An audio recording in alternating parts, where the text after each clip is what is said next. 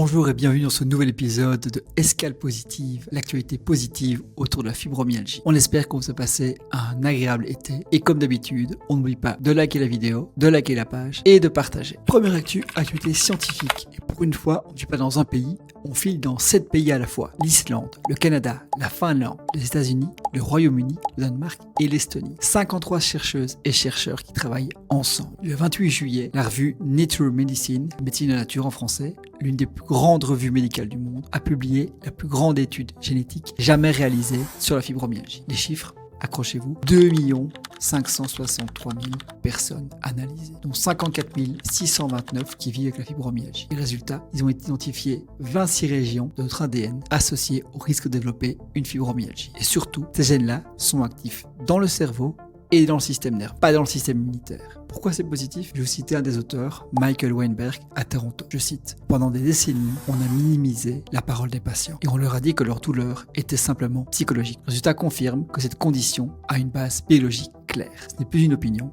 ce n'est plus un ressenti, c'est écrit noir sur blanc dans Nature Medicine, avec 2,5 millions de personnes derrière. » Petite précision importante quand même, les auteurs disent clairement que la génétique n'explique pas tout et qu'il n'existe pas de test génétique de la fibromyalgie aujourd'hui. Ce n'est pas l'objet, c'est le cadre biologique. Et ce cadre-là, maintenant, il existe. Deuxième actu des politiques, on file dans l'Italie, en Lombardie, la région de Milan. 10 millions d'habitants, une des plus grosses régions d'Europe. Le 3 août dernier, la région a adopté ce qu'ils appellent en italien les regole di sistema, traduction les règles de système, c'est-à-dire le document qui fixe chaque année comment fonctionne toute la santé lombarde. Et pour la première fois, la fibromyalgie y entre avec un projet dédié, un projet pilote de prise en charge intégrée. Concrètement, qu'est-ce qu'il y a dedans? Un parcours qui tient ensemble l'évaluation, la rééducation, le soutien psychologique, le suivi des symptômes dans le temps et le suivi à distance par des outils numériques. Le tout en s'appuyant sur le modèle multidisciplinaire développé à l'hôpital de Sandalo. Et écoutez ce que dit le conseiller régional Emanuele Monti, je cite: « Pour qui vit avec la fibromyalgie, la difficulté n'est pas seulement d'arriver à un diagnostic, de trouver un parcours de soins qui tienne ensemble les différentes dimensions. L'objectif doit être d'éviter la fragmentation et la solitude face aux soins. » Alors pourquoi c'est positif? Deux raisons. 1.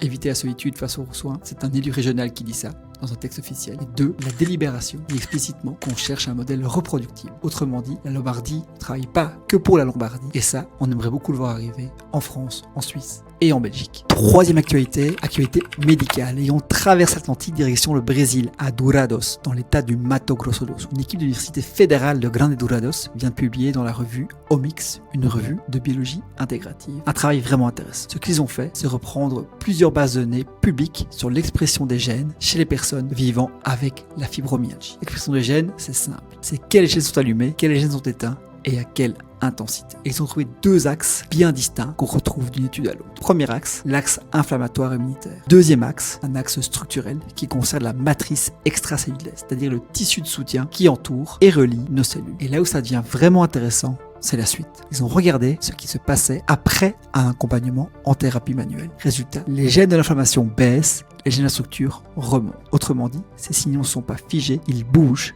Alors pourquoi c'est positif? Parce que ça coche deux cases d'un coup. 1. C'est encore une preuve mesurable dans les gènes que ce que vous vivez a réalité biologique. Et 2. Ça c'est nouveau, ça suggère qu'une approche manuelle, non médicamenteuse, laisse une trace jusqu'au niveau molécule. Attention, on reste prudent. C'est une analyse de données existantes, pas un grand essai clinique. Il faudra confirmer, mais la piste, elle est belle.